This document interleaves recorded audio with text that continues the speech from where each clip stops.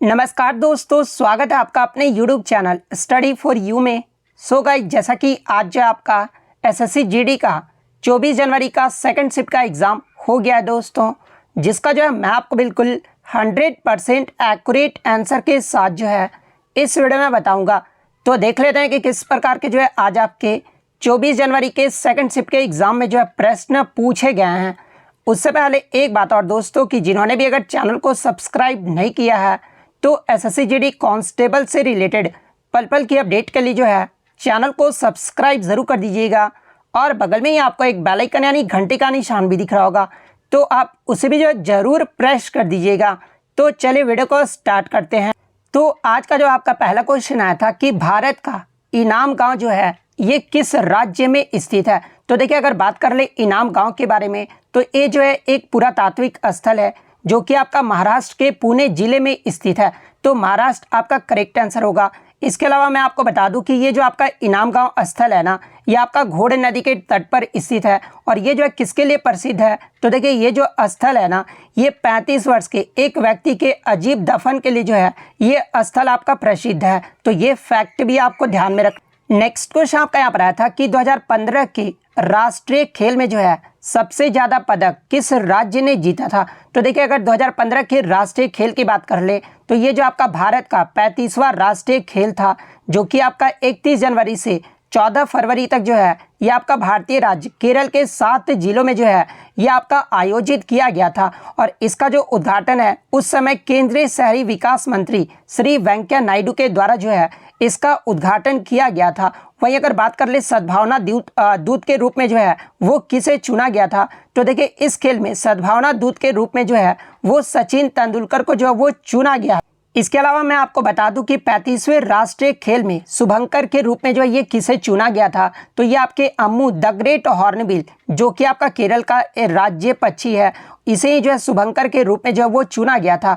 अगर मैं पदक तालिका की बात कर लूं तो देखिए पदक तालिका में सर्विसेज जो है आपके पहले पायदान पे रहा था। सर्विसेज ने जो है इस खेल में 159 पदक जीते थे, जिसमें 91 गोल्ड, 33 सिल्वर और 35 जो था वो ब्रॉन्ज मेडल था। सेकंड स्थान पे जो आपका केरल राज्य रहा था। केरल जो है ये आपका टोटल 162 मेडल जीता था, जिसमें 54 गोल्ड, 48 सिल्वर, 60 जो है वो ब्रॉन्ज मेडल था। और थर्ड स्थान पे जो है वो आपका हरियाणा राज्य रहा था। हरियाणा ने जो है टोटल 107 मेडल जीते थे, जिसमें 40 गोल्ड, 40 सिल्वर और 27 जो था वो आपका ब्रॉन्ज मेडल। लेकिन बच्चे बता रहे थे कि सर्विसेज ऑप्शन में नहीं दिया गया था। तो देखिए, अगर मैं आपको बता दूं कि सर्विसेज आपका ऑप्शन में नहीं था, तो फिर आपका केरल जो वो सबसे जो है ज़्यादा पदक जीता था। केरल ने टोटल जो है 162 पदक जीता था। तो केरल फिर आपका करेक्ट आंसर हो। नेक्स्ट क्वेश्चन आपका यहाँ पर आया था कि जी सतीश रेड्डी के जगह पर डीआरडीओ का जो अध्यक्ष है ना, ये किसे बनाया गया है, यानी जी सतीश रेड्डी का जो स्थान है वो किसने लिया है। तो देखिए, मैं आपको बता दूं कि हाल ही में समीर वी कामत को जो है डीआरडीओ का नया अध्यक्ष बनाया गया है। तो समीर वी कामत आपका करेक्ट आंसर होगा।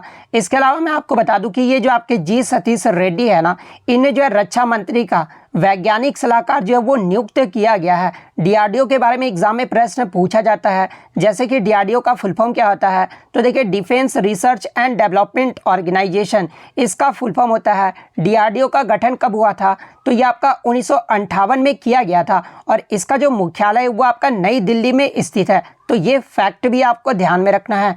नेक्स्ट क्वेश्चन आपका यहाँ पर आया था कि पहली जो पंचवर्षीय योजना था ना, इसका कार्यकाल जो है ये कब से कब तक था। तो देखिए, पहली पंचवर्षीय योजना की बात कर ले तो इसका जो कार्यकाल है ये आपका 1951 से लेकर 1956 तक रहा था। तो 51 से 56 आपका करेक्ट आंसर होगा। बात कर ले पहली पंचवर्षीय योजना के बारे में, तो देखिए पहली जो पंचवर्षीय योजना था ना, ये आपका हेराल्ड डोमर मॉडल पर आधारित था। और इसका जो मुख्य फोकस था ना, वो देश के कृषि विकास पर था। और ये जो पहली पंचवर्षीय योजना हुआ था ना, ये जो है सफल रहा था, क्योंकि इसमें जो आपका लक्ष्य निर्धारित किया गया था वो 2.1% का जो लक्ष्य निर्धारण किया गया था। लेकिन ये जो है 3.6% की जो है इसमें वृद्धि हुई थी। इसलिए ये जो आपका पहली पंचवर्षीय योजना था ना, ये सफल रहा था। और इस योजना के अंत में जो है देश के 5 आईआईटी भी जो है वो आपके स्थापित किए गए थे। तो ये फैक्ट भी आपको ध्यान में रखना है। अब देखिए आपके पंचवर्षीय योजना से लगातार प्रश्न पूछे जा रहे हैं, तो इसके इंपॉर्टेंट फैक्ट्स अगर देख लें तो देखिए दूसरी योजना की बात कर लें तो दूसरी योजना का जो कार्यकाल है ये 1956 से लेकर 1961 तक रहा था और ये जो आपका पीसी महाल नॉबिस पर जो है ये आपका आधारित था और इसमें जो है औद्योगिकरण पर जो है वो आपका जो है प्राथमिक क्षेत्र दिया गया था। तीसरी योजना की बात कर ले तो तीसरी योजना का जो कार्यकाल है ये 1961 से लेकर 1966 तक रहा था। चौथी योजना की बात कर ले तो इसका जो कार्यकाल है वो 1969 से लेकर 1974 तक रहा था। पांचवी योजना का कार्यकाल जो है ये 1974 से लेकर 1978 तक रहा था, जो कि आपका 4 साल का योजना था। छठी योजना की बात कर ले तो इसका जो कार्यकाल है वो आपका 1980 से लेकर 1985 तक, और ये सारे क्रम जो आप देख सकते हैं कि कौन सी योजना का कौन सा कार्यकाल कब से कब तक रहा था।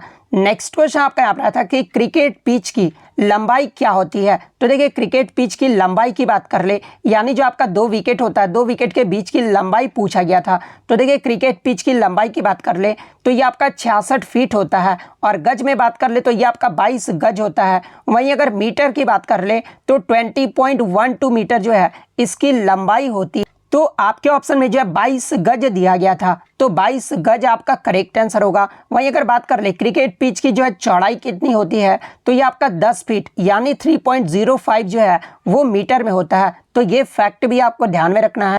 इसके अलावा यहाँ से एग्जाम में प्रश्न बनता है कि क्रिकेट गेंद की जो है परिधि कितनी होती है, यानी क्रिकेट गेंद का जो सरकमफेरेंस होता है ना वो कितना होता है। तो देखिए क्रिकेट गेंद के सरकमफेरेंस की बात कर ले तो ये आपका 22.4 सेंटीमीटर से लेकर 22.9 सेंटीमीटर के बीच में होता है। इसके अलावा क्रिकेट में गेंद का जो वजन है ना वो आपका 155.9 ग्राम से लेकर 163 ग्राम के बीच में होता है। क्रिकेट में अगर बैट की बात कर ले तो देखिए क्रिकेट में बैट की जो लंबाई है ना वो 38 इंच यानी 90 सेंटीमीटर से ज़्यादा नहीं होना चाहिए, और साथ ही अगर चौड़ाई की बात कर ले तो 4.25 इंच यानी 1.8 सेंटीमीटर से ज़्यादा जो है चौड़ाई नहीं होना चाहिए। तो ये फैक्ट भी आपको ध्यान में रखना है।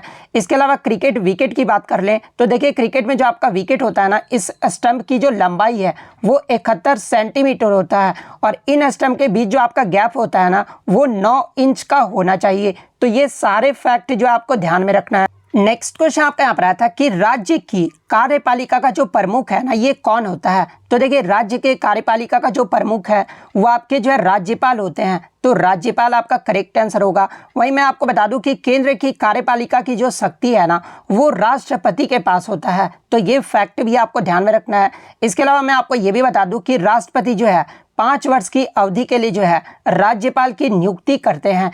और ये भी आप ध्यान में रखिएगा कि राज्य सरकार की जो है कितनी शाखाएं होती है। तो देखिए राज्य सरकार की जो है आपकी 3 शाखाएं होती है, और वो 3 शाखाएं कौन कौन सी होती है। तो पहला आपका विधायिका, सेकंड आपका कार्यपालिका और थर्ड जो है आपका न्यायपालिका होता है। जिसमें विधायिका का क्या होता है, तो देखिए विधायिका का जो कार्य होता है ना वो किसी राज्य के कानून बनाती है और कार्यकारी जो है इसे लागू करते हैं, और न्यायपालिका जो है इनकी सुरक्षा जो है वो सुनिश्चित करती है। तो ये सारे फैक्ट जो है आपको ध्यान में रखना है।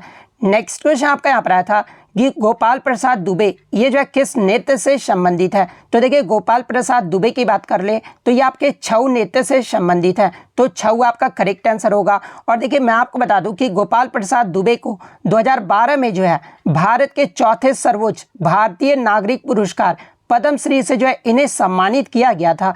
इसके अलावा 2016 में जो है इन्हें संगीत नाटक अकादमी पुरस्कार से भी जो है वो सम्मानित किया जा चुका है। नेक्स्ट क्वेश्चन आपका यहाँ पर आया था कि भारत में दूसरी जो हरित क्रांति है ना इसकी शुरुआत कब हुई थी। तो देखिए भारत में दूसरी हरित क्रांति की बात कर ले तो पहली जो हरित क्रांति की शुरुआत है भारत में ये आपका 1967-68 में हुआ था, और दूसरी हरित क्रांति की बात कर ले तो ये आपका जो है पहली हरित क्रांति के बाद 1983-84 में जो है ये आपका शुरू किया गया था, जिसमें अधिक अनाज उत्पादन, निवेश और किसानों को दी जाने वाली सेवाओं का जो है वो विस्तार हुआ था। तो 1983-84 आपका करेक्ट आंसर होगा। लेकिन बच्चे बता रहे थे कि ऑप्शन में जो है दशक में दिया गया था, जैसे कि 1980 से 1990 के दशक के बीच हुआ था, तो ये ऑप्शन जो आपका यहाँ पे करेक्ट आंसर हो। और देखिए मैं आपको बता दूं कि आपके जो है हरित क्रांति यानी ग्रीन रेवोल्यूशन से जो है लगातार प्रश्न पूछे जा रहे हैं, तो इसका एक्स्ट्रा फैक्ट भी आप जान लीजिए। जैसे कि विश्व में हरित क्रांति का जनक कौन है, तो ये आपके नॉर्मन बोरलॉग हैं। और वहीं अगर भारत में हरित क्रांति के जनक कौन है, तो ये आपके MS स्वामीनाथन है। इसके अलावा यहाँ से एक प्रश्न और पूछा जाता है कि विश्व में सबसे पहले जो हरित क्रांति की शुरुआत है ना, ये किस देश से हुआ था। तो देखिए विश्व में सबसे पहले जो हरित क्रांति की शुरुआत है ये आपका मैक्सिको देश से किया गया था। इससे पहले के शिफ्ट में आपसे पूछा गया था कि हरित क्रांति के जनक नॉर्मन बोरलॉग जो है ये किस देश से संबंधित है, तो ये आपके USA देश से संबंधित है। तो ये सारे फैक्ट आपको ध्यान में रखना है। नेक्स्ट क्वेश्चन आपका यहाँ पर आया था कि छत से वर्षा जल संग्रहण को अनिवार्य जो है करने वाला भारत का पहला राज्य कौन सा है। तो देखिए तमिलनाडु भारत का पहला राज्य है जिसने राज्य के सभी घरों में जो है छत पर वर्षा जल संचयन करना वो जो है अनिवार्य बना दिया है। तो तमिलनाडु आपका करेक्ट आंसर होगा। नेक्स्ट क्वेश्चन आपका यहाँ पर आया था कि बार बार बोलना अनेक शब्द के लिए एक शब्द पूछा गया था। तो देखिए बार बार बोलना अनेक शब्दों के लिए जो आपका एक शब्द होगा ना वो आपका अनुलाप होगा। तो अनुलाप आपका करेक्ट आंसर होगा। नेक्स्ट क्वेश्चन आपका यहाँ पर आया था कि अजुलामू जो लोक नृत्य है ना ये किस राज्य से संबंधित है। तो देखिए अजिलामू लोक नृत्य की बात कर ले तो ये आपका अरुणाचल प्रदेश राज्य से संबंधित है। तो अरुणाचल प्रदेश आपका करेक्ट आंसर होगा। नेक्स्ट क्वेश्चन आपका यहाँ पर आया था कि लूडो का संबंध, ये आपका रीजनिंग से आया था। रीजनिंग में एनालॉजी से आपका प्रश्न पूछा गया था कि लूडो का संबंध अगर पासा से है तो क्रिकेट का संबंध किससे होगा। तो आपके ऑप्शन में जो है बल्ला दिया गया था। तो देखिए क्रिकेट का जो संबंध होगा ना वो बल्ला से होगा। तो बल्ला आपका करेक्ट आंसर होगा। नेक्स्ट क्वेश्चन आपका यहाँ पर आया था कि डेनिया की राजधानी, ये भी आपका रीजनिंग में एनालॉजी से प्रश्न आया था कि डेनिया की जो राजधानी है वो केप टाउन है। तो केनिया की राजधानी क्या होती है। तो देखिए केनिया की जो राजधानी है ना वो आपका नैरोबी है। तो नैरोबी आपका करेक्ट आंसर होगा। तो इतने क्वेश्चन जो आज मुझे बच्चों के द्वारा सेकंड शिफ्ट के मिल पाए हैं। इसके अलावा कोई आपको क्वेश्चन याद है तो आप कमेंट करके बता दीजिएगा। जब मैं नेक्स्ट शिफ्ट का वीडियो अपलोड करूंगा ना, यानी ऑल शिफ्ट का जब वीडियो अपलोड करूंगा तो ये सारे क्वेश्चन जो आपको इंक्लूड कर दूंगा। तो आपको इसके अलावा कोई भी क्वेश्चन याद है तो आप कमेंट करके जो अपने प्रश्न जो है वो जरूर बता दीजिएगा। तो अगर वीडियो अच्छी लगी हो तो वीडियो को जो है लाइक ज़रूर कर दीजिएगा।